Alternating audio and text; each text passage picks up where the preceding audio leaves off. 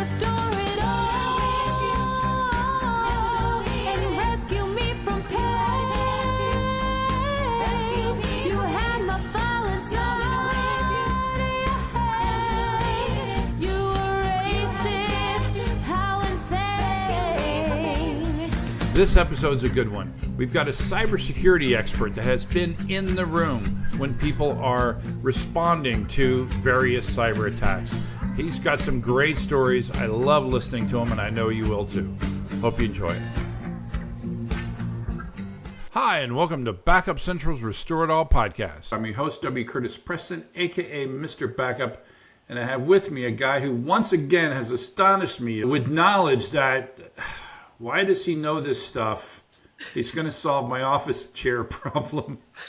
Prasanna Malaiyandi. How's it going, Prasanna? I'm good, Curtis. I'm good. So, yeah, let's talk about you needing a new office chair. So just show the listeners. Just squeak. Well, So this is in a podcast, my mic is picking up my squeaky office chair, and so either I need a new office chair or I need to lose a few pounds. One or the other, or maybe both. But so you brought up, what was it? It was Crandall? Yep, Crandall Furniture. Yeah, Crandall Furniture, which is they're apparently repurposing all those office chairs that nobody's using anymore. Yeah. Yeah, they buy chairs, they refurbish them with like new foam, they fix the lift mechanism, sometimes they replace the arms, and then they resell it at a discount.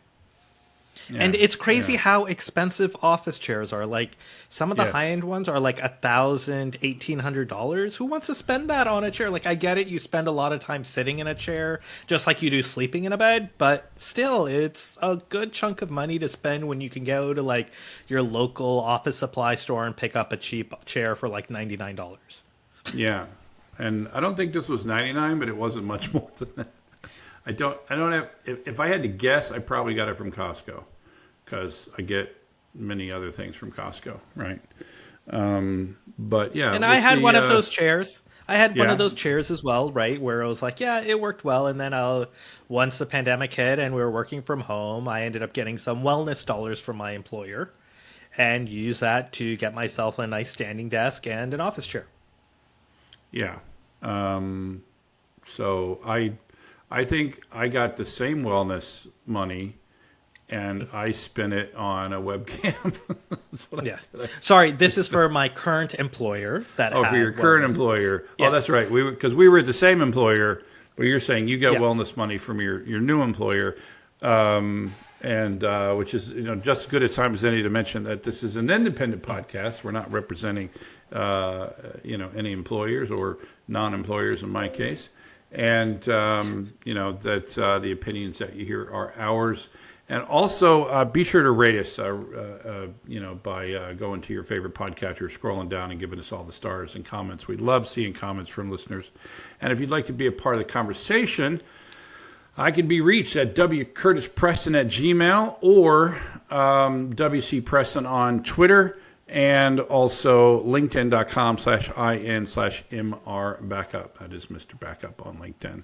And you can find me. And with that, we'll turn off to our guest at this moment.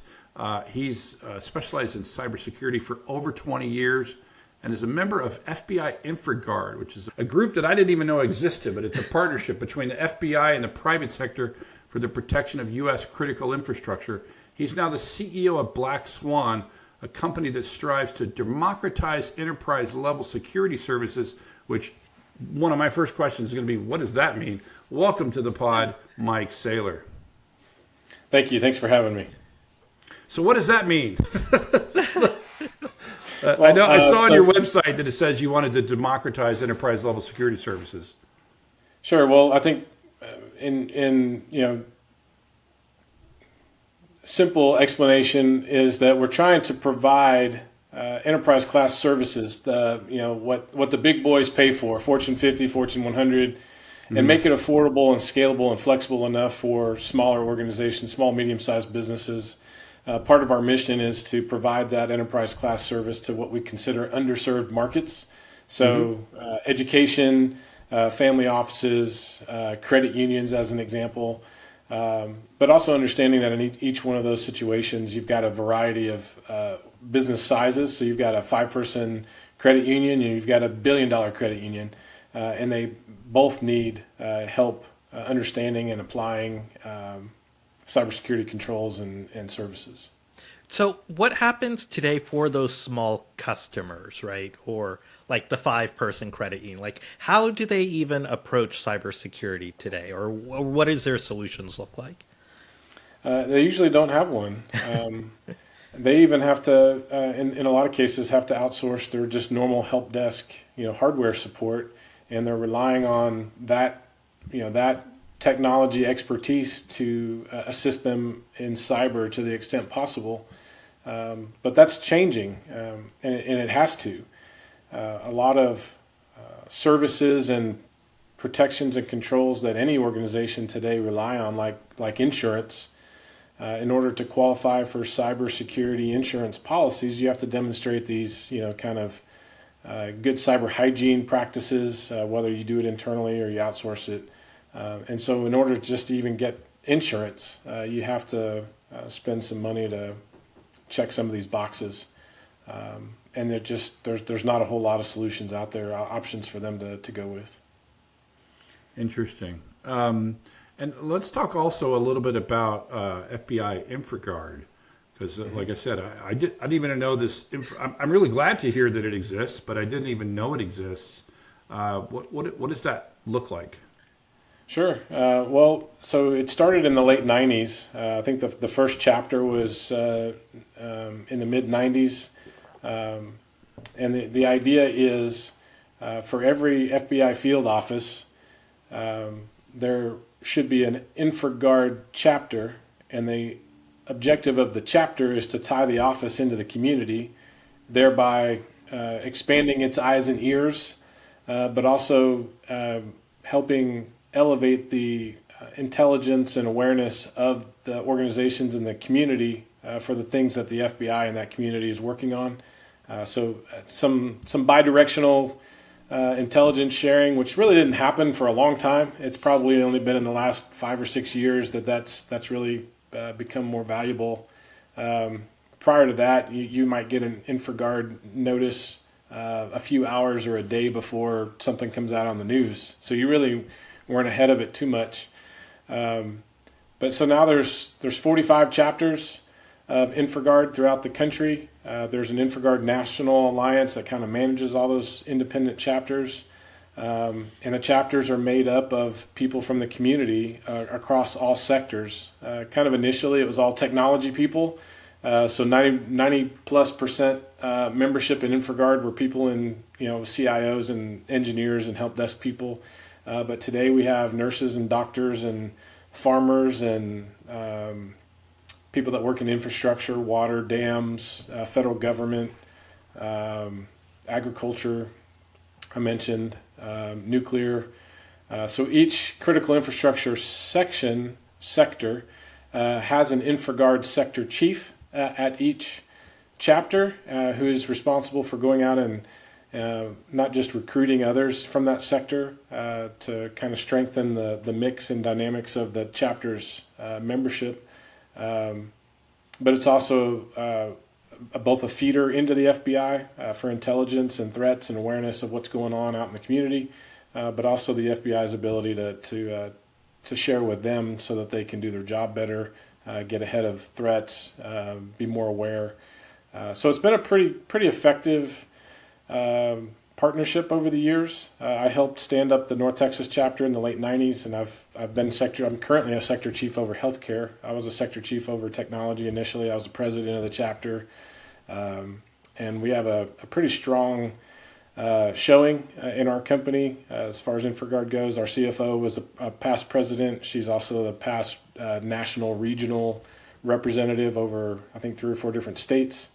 Our COO was the president of the Houston chapter. He was also a national regional rep for a period of time.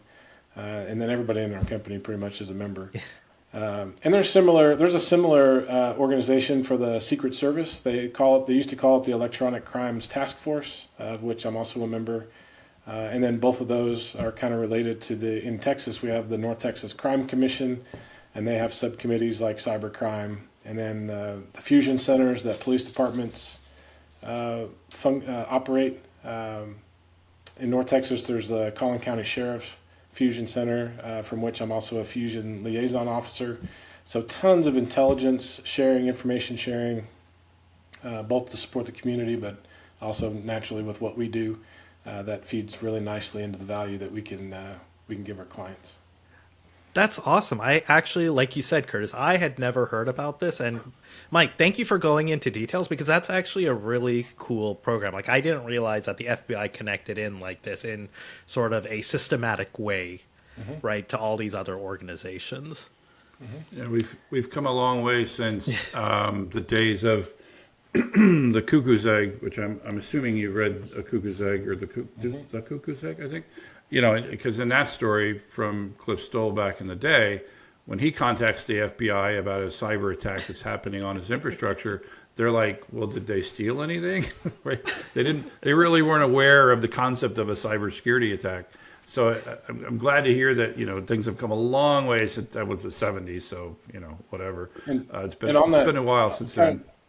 Kind of along those lines, the other benefit of that is similar to the situation where, you know, there was an event. We always preach, as far as incident response goes, you've got to get ahead of that so that on game day, you know what players you can call into onto the field, and you know who's going to show up. And so, you know, we're very adamant about establishing those relationships with law enforcement and subject matter experts and vendors in the community, so that when something bad happens, you're not leaving a voicemail, you're not having to figure out the right person to talk to. And so InfraGard and the Secret Service organizations give you the opportunity to actually they have chapter meetings, and a lot of times they're at the FBI's field office, which is also kind of cool. And so you get to meet people and exchange business cards and go to coffee and have their cell phone number instead of a mailbox number, and find the right person to talk to so that you can put them in your plan, and you know who to call, and they already know you. They've met you before. It's not a first date type of situation. So when things are going bad and the house is on fire, you know who to call, and they know who you are. Yeah, I preach the same thing, Mike, and so it sounds like InfraGard is an organization that I can contact, go to these meetings that you were talking about, that it could be that liaison, so that I can start to form those relationships. Because you're right, it's like you know, just reaching out to the FBI blindly. You know, hey, I'd like to talk to you about a potential future event that might happen, right? So it sounds like InfraGard can be that liaison then? And you're right. And they do have, speaker, what do they call it? You can sign up to be a speaker, like as a resource, subject matter expert. But then the FBI also has speakers that can come to your event. And so very often you can pull in that law enforcement perspective to your message and your content, and they'll bring their own slides and, you know, whatever data they can share publicly as far as current events and statistics, and it's usually a pretty good value add as far as content, and sometimes it's a draw. You know, people may not want to just come see me talk, but if it's me plus the supervisory special agent over cyber, then all of a sudden it's interesting.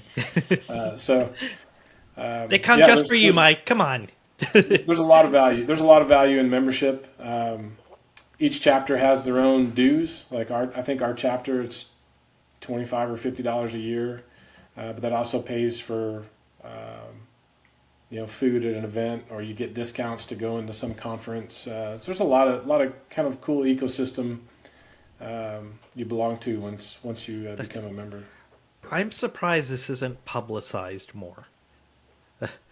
It's Right. infragard.org, infragard.org. Yeah, I'm all over I think it. you can sign up online. The application process can be kind of long, anywhere from 45 to 120 days. They do a cursory background, and then each office has to do kind of a vetting to determine if membership is for you. But then you're invited to kind of a new member session, and you get to meet people, the board, other members, FBI. And one of the things that I'll mention is, so for every InfraGard chapter, there is a full-time FBI agent that is your liaison. And so they kind of manage from the FBI side. everything your chapter's doing, even though your chapter has its own board of directors and event planning and all that stuff, there's always a full-time FBI person at your event, at your board meeting, kind of the liaison for anything you need that the Bureau can help you with. That's awesome. Well, go ahead. Just follow up. I know you talked about sort of establishing those relationships, right, with other people who are in the chapter. Do they do things like tabletop exercises or other things, or is that kind of outside the scope of this group? So the InfraGard membership, well, and different chapters do different things. Like the Louisiana chapter they're kind of known for maritime anti-drone capabilities. So there are people in that chapter that are involved in how to protect businesses along the river from drones and drone strikes and surveillance and all that good stuff. And so they do exercises pretty often, and they have some really good events. And the Houston chapter is good. New York chapter, not only do they do exercises, but they have a podcast. So they broadcast things. I want to say it was at least weekly, maybe monthly, but I think it's weekly. And they're very well known for their multimedia. And so they're different chapters kind of specialize and do their own thing. Okay. But then you're also invited to bigger events. So I know that there's kind of a large scale FEMA event every now and then, and so we're invited to participate in that. But as a chapter, as a community, the North Texas chapter has not gotten together and said, we could probably add a lot of value if we start to collaborate and participate together. Maybe this time we help, this company or this set of companies, maybe this sector like technology or healthcare, and next time we focus on something else. I think it's a great idea, but I haven't seen it done. But it's definitely something that they're open to doing. Yeah, this is great. Yeah, I was just looking at the site, and I want to say so Persona, 2 areas of California where there's like a really big city and then a smaller city next to the big city. One of these places has its own San Diego field office of the FBI and therefore a chapter of this organization. The other one does not. Do you understand what I'm trying to say to you? No. There is a San Diego field office. There's not a Santa Clara field office. There's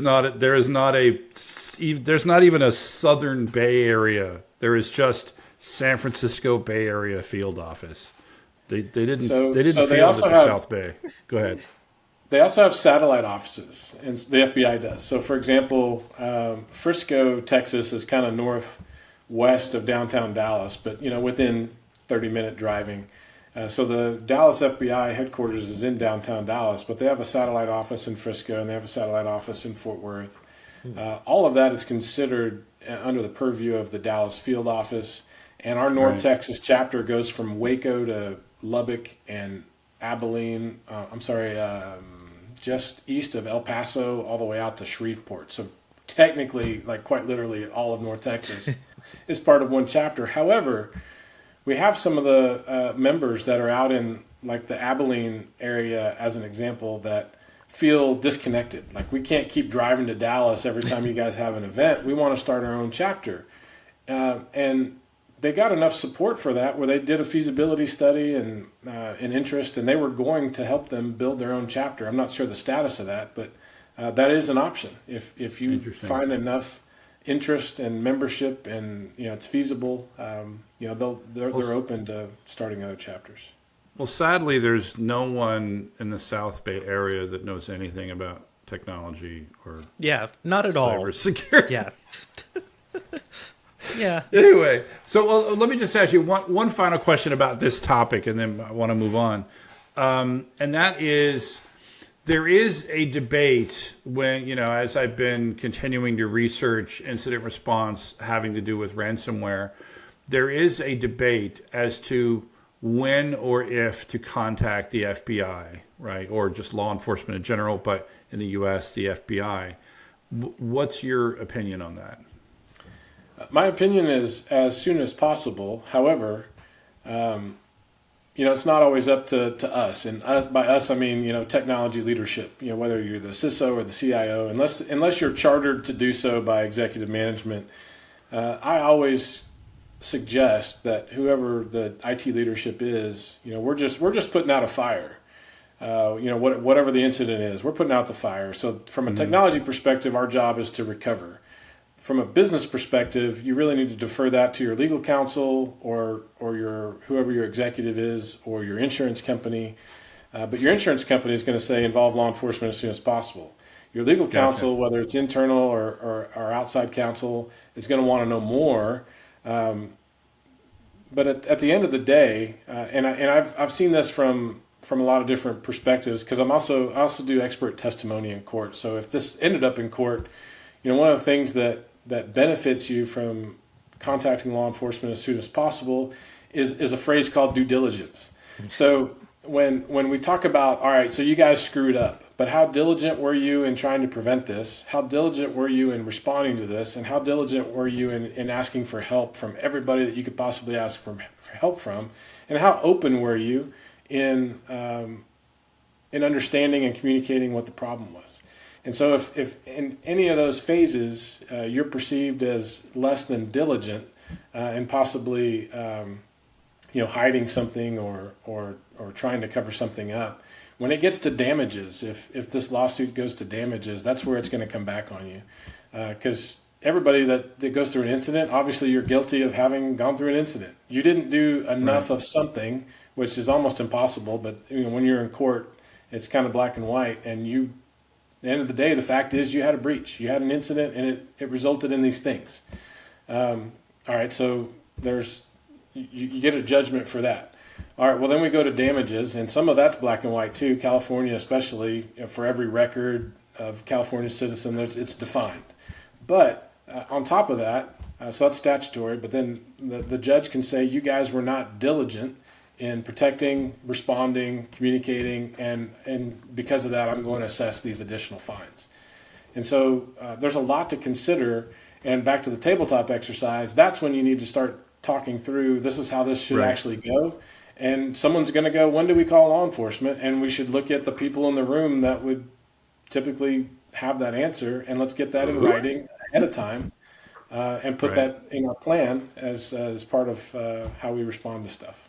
You don't want to be the rogue incident response cybersecurity person just randomly deciding to call the FBI. This needs to be decided up front.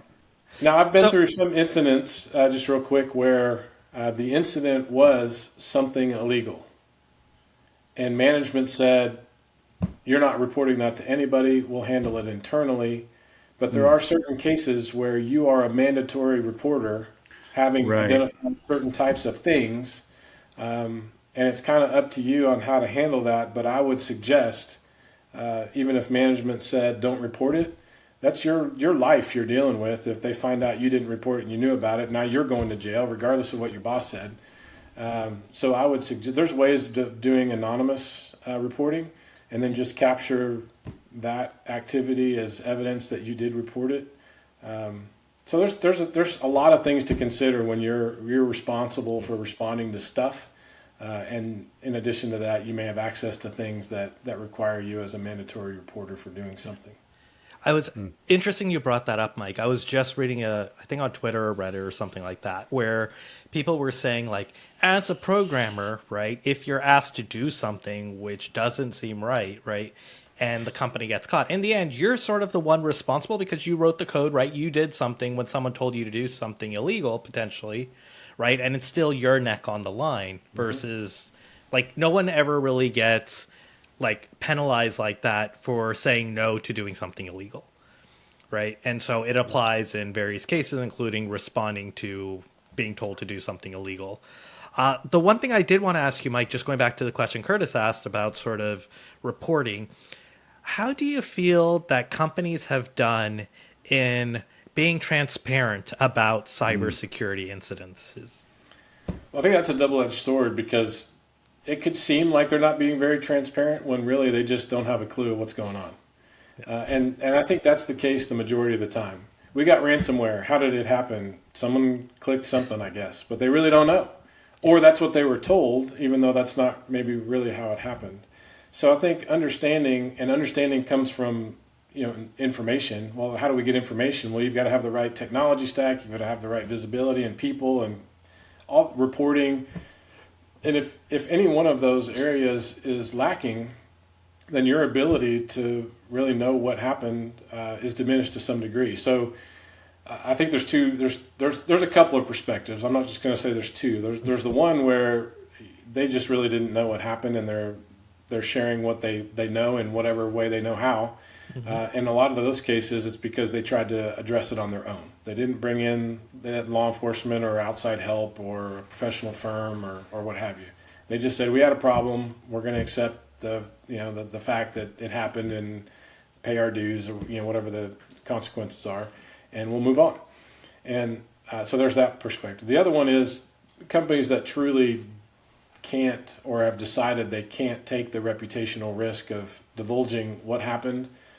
Some of that might be privacy or contractual. Like, you will never tell people that our network was compromised because we rely on you for these other things, and so clients could be impacted by your incident. Their business or service too. So depending on how your business functions and how complex it is with providing services or data to clients or third parties, you may be limited in what you can say.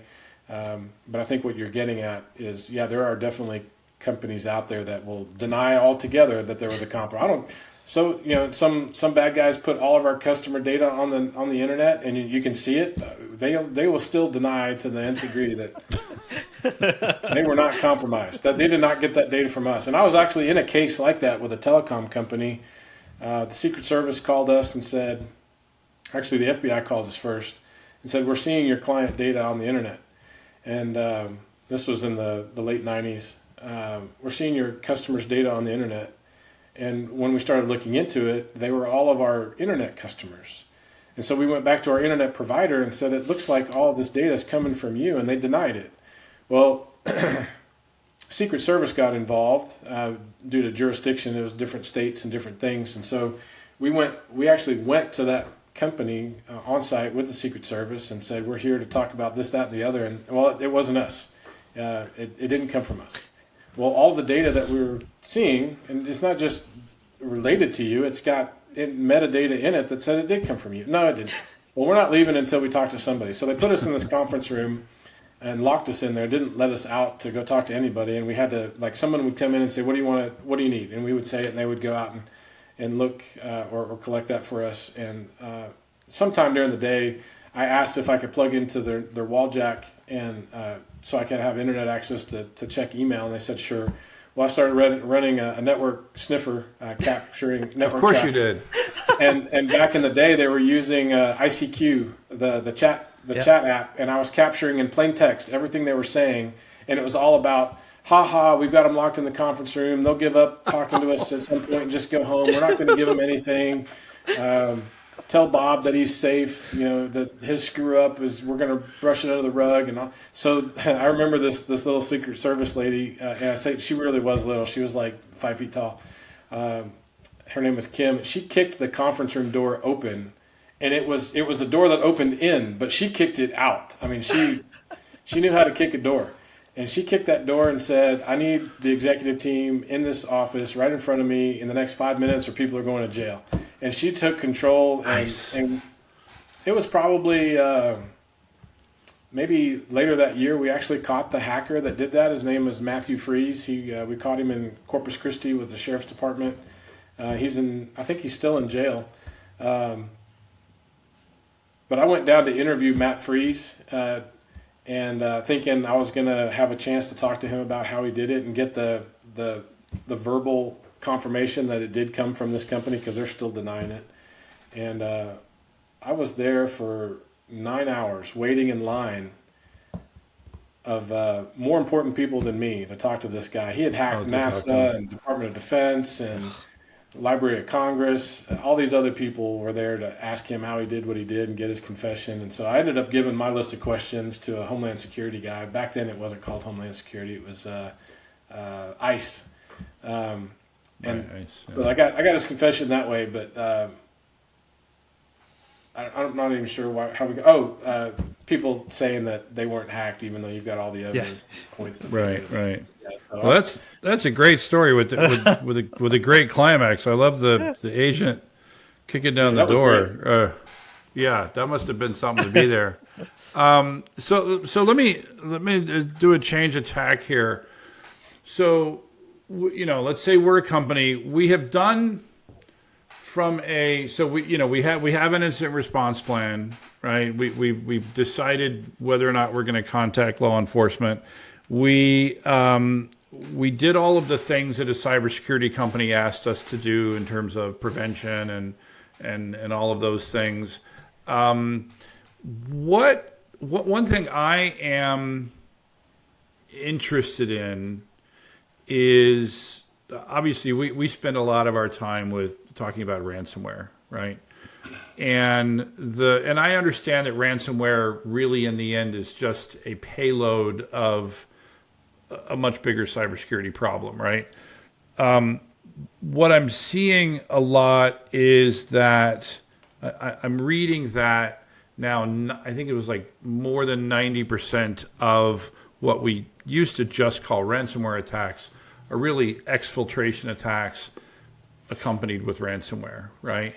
And so I have a couple of, sort of questions about, starting with, given the way a typical ransomware attack happens, right? You've got the initial, I forgot what the world calls it, the initial access broker, right? You get the initial access broker, then you get somebody that's in there, and they start probing around, right? They start seeing how they can get around, and then my understanding is, as soon as they can, they start exfiltrating data. So my question is, it's sort of two questions. Beyond the usual, there are some things that we know we should all be doing, right? In terms of password management and MFA and all of those, and patch management, right?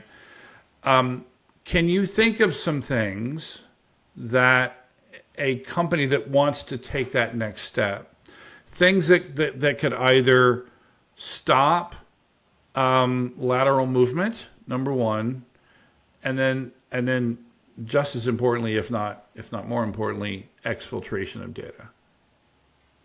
That was a really long question. Sorry about that.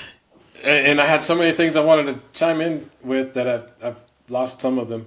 But I'm glad when you said typical ransomware, you didn't go down. They clicked on an email, because that's not typical anymore. That's statistically probably the higher probability of success, but in a lot of cases, it's just that user that gets compromised, not the whole company.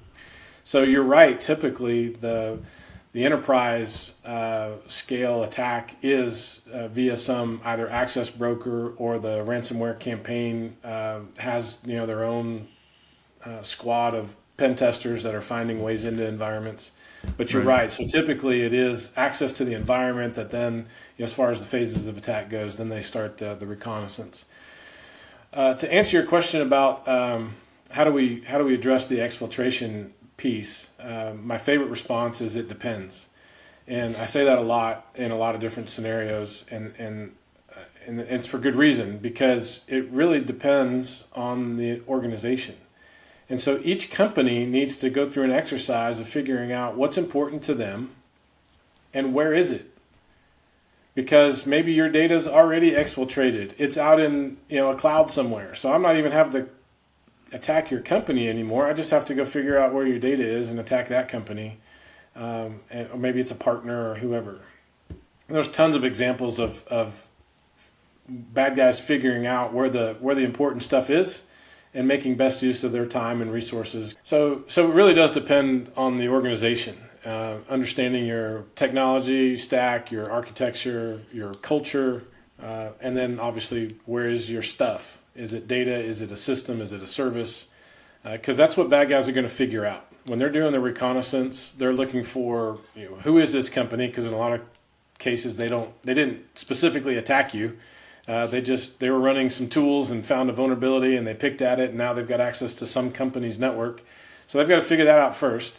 Once they figure out who you are, they want to figure out what you do, where is your important stuff, including your backups. And then to some degree, they're also looking for your financials and if they can find a copy of your insurance policy, all these things. Well, all right, so depending on the company and your organization's particular situation, there are ways of addressing the data exfiltration problem. One of those is, well, let's put tighter controls around our data, and that includes like data integrity file integrity monitoring, restricted access, network segmentation, firewall rules that throttle data uploads or alerts of doing so.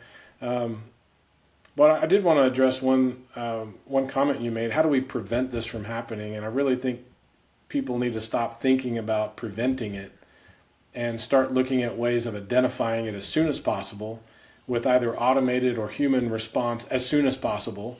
And then how do we collect all the information we need to make sure that we understand how it happened, what they did, and capture what we did to respond to that. And so that's very important for a lot of different reasons. One, if you put too much emphasis on prevention, then a couple of things are going to happen. One, you've invested a lot of money that could be more appropriately used in identification and response.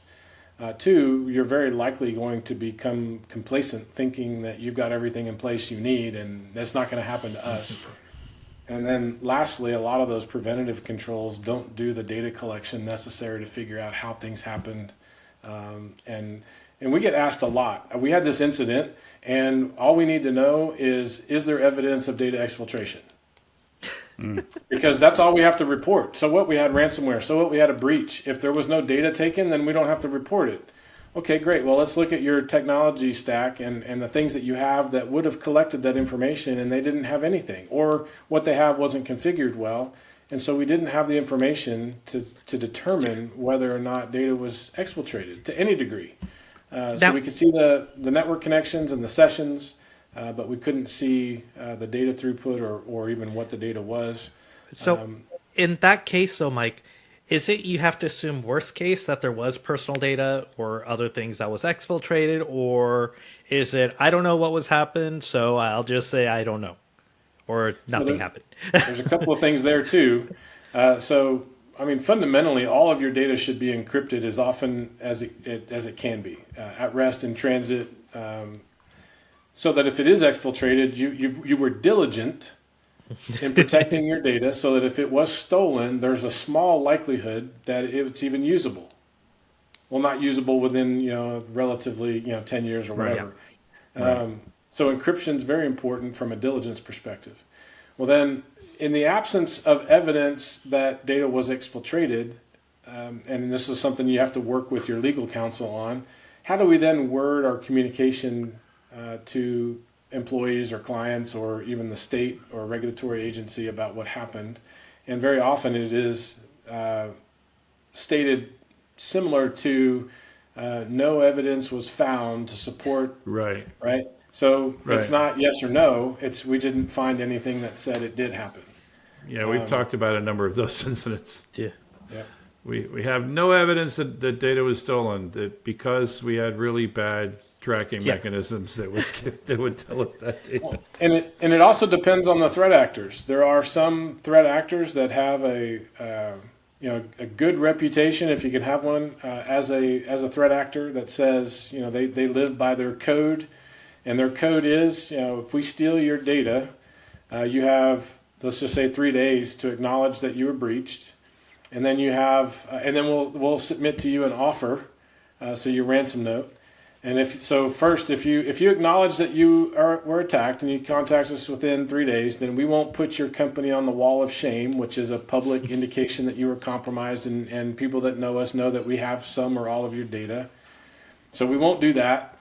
And then we'll give you the ransom note, and if you pay that ransom note, or if we start these negotiations and we go through this process and you pay us, then we promise to destroy all your data and keep it confidential, and we'll even give you good tech support while you're trying to recover And so I've been through a variety of those types of incidents, seeing the gamut of bad actors that aren't very well organized and don't care, all the way up through the very organized ones that operate like a business, and they've got good customer support, or as good as it can be.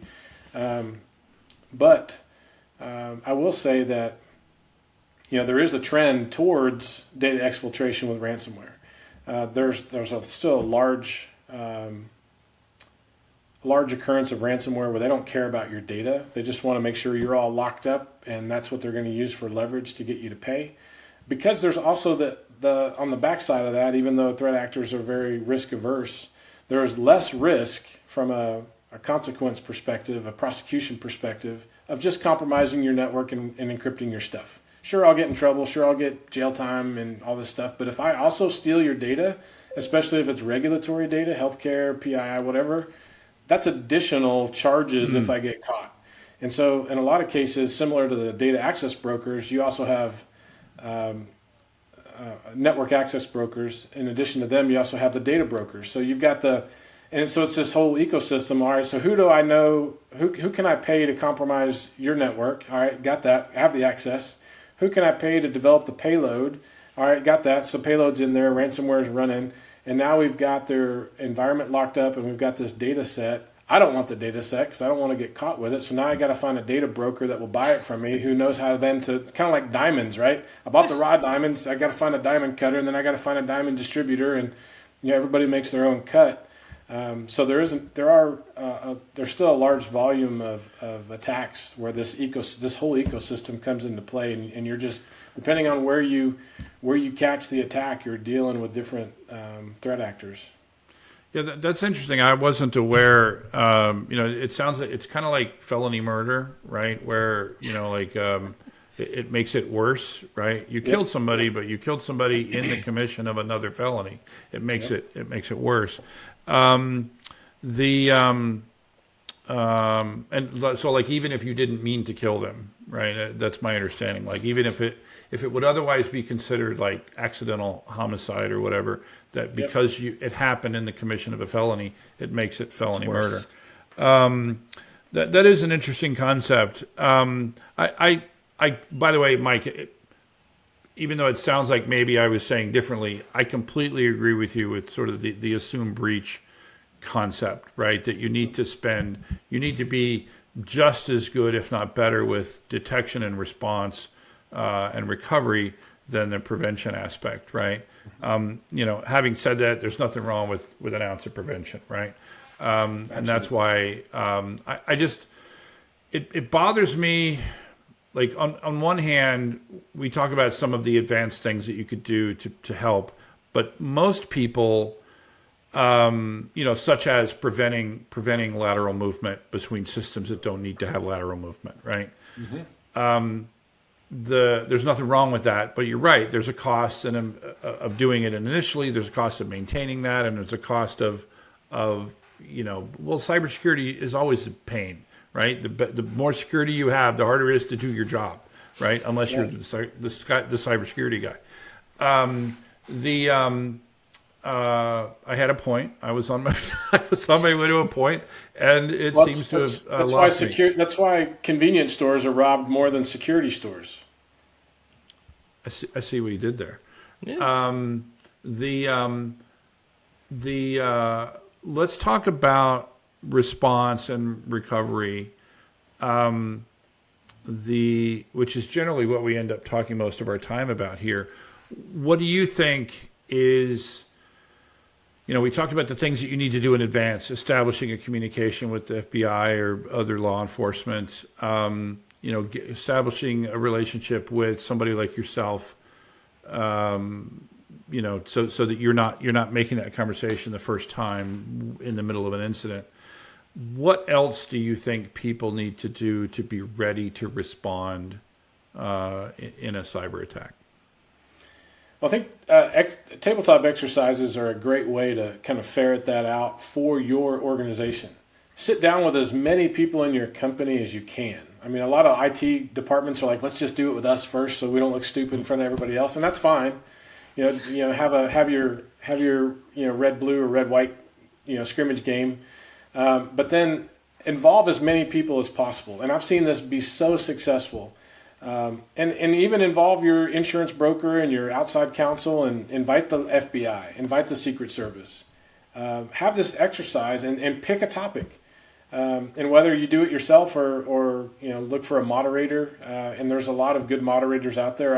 I do these all the time. I'm considered a breach coach, but then there's even cybersecurity law firms that will facilitate a good tabletop. And the idea is, let's pick a topic: ransomware, or intellectual property theft, or our data center gets hit by a plane because we're close to an airport. Whatever it is, pick a topic. Invite as many people as you can and walk through the scenario. Somebody clicked the link and they came to work and their desktop icons are all changed and they can't use anything. Well, then we got another call, and then, all right, well, let's start with, who do they call? Who does an employee talk? Who is their phone number? Is there an email? What if email doesn't work? So who do they call? And then what does that person do? How do we assess the situation? Which is kind of phase one of incident response, is how do we categorize this event into an incident? Is it a non-event? Is it critical? And then that based on your plan would indicate who else needs to be involved once we categorize the incident. Well, then having as many people there as possible is valuable two ways. One, maybe you don't know who needs to be involved, and you can start asking all the attendees who are the right people, because I sent this email out 5 months ago and nobody's responded who the right person is, but we're all in the same room. Let's work it out.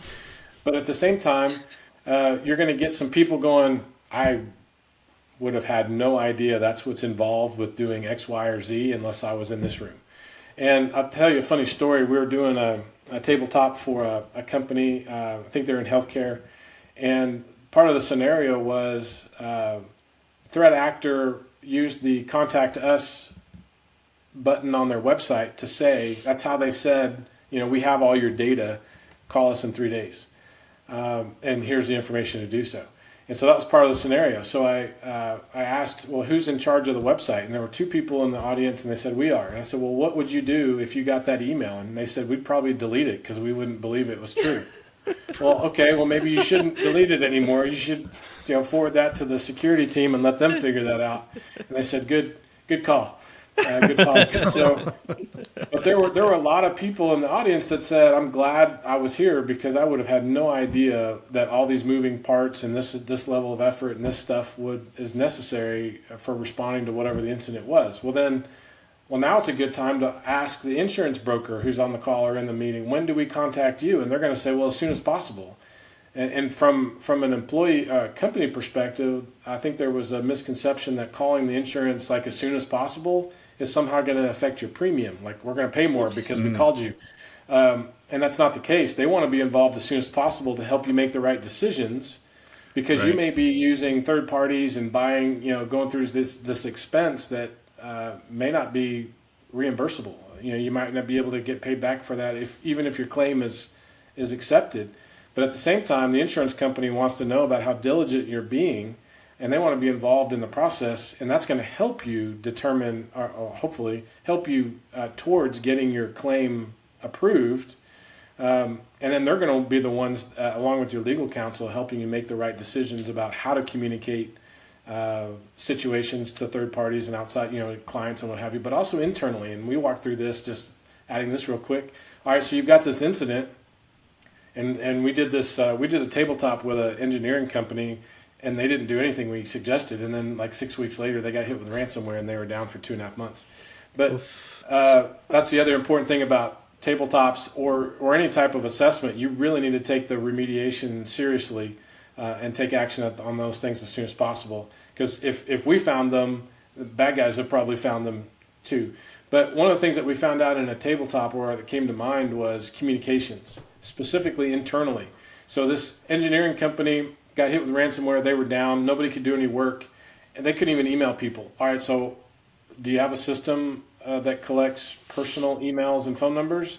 Do you have a system where people can call in to get status? Like, is it a snow day? Are we off for the day? Is there an incident? When are we going to hear an update? That kind of stuff. But then do you also have a policy that says, in the event of an incident, you are prohibited from discussing this stuff on social media? Don't put on LinkedIn, oh, we had an incident today. I guess I got the next 2 months off. That you got to contain that, or at least define the messaging for that stuff. Get ahead of it.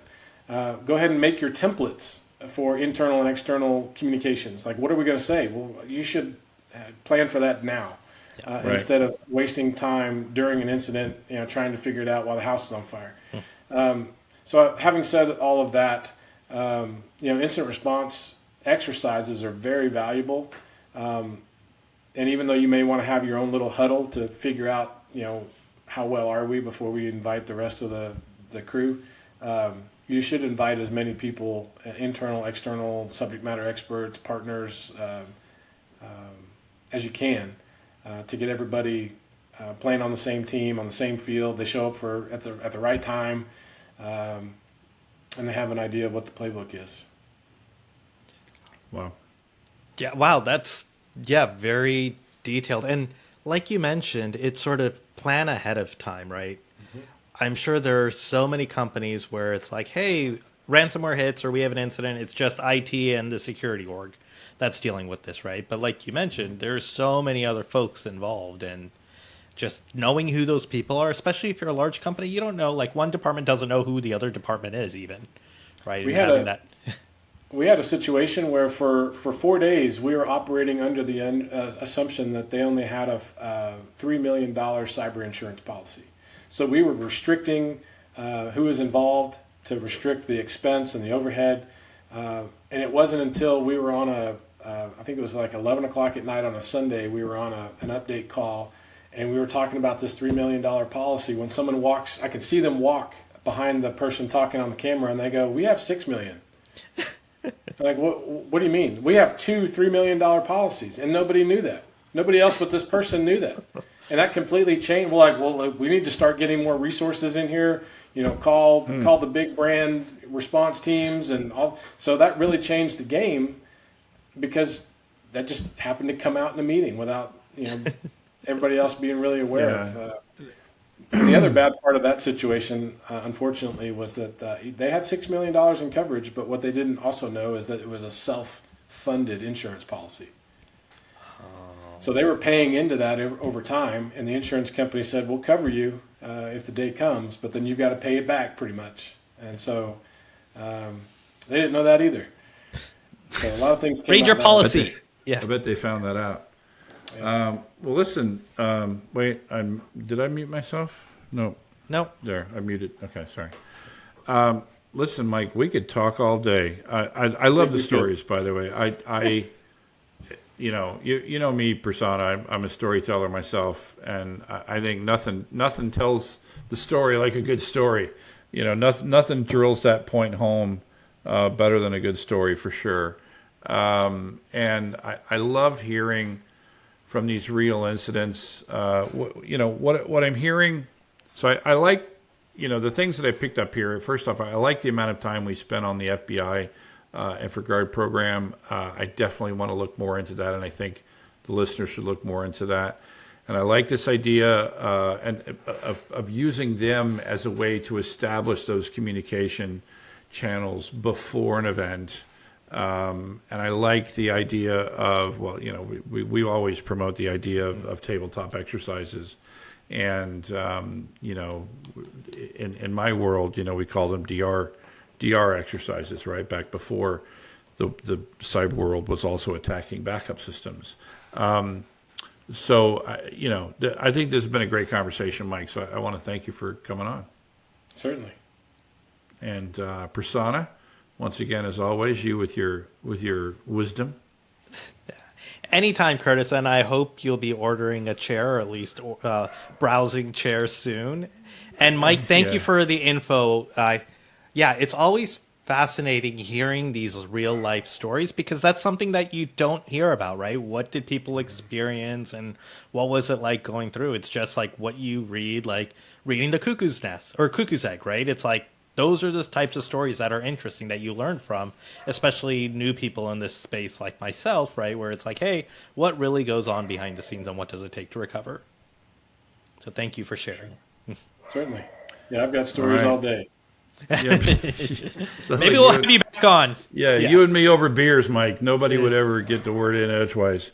And once again, I want to thank our listeners, and remember to subscribe so that you can restore it all.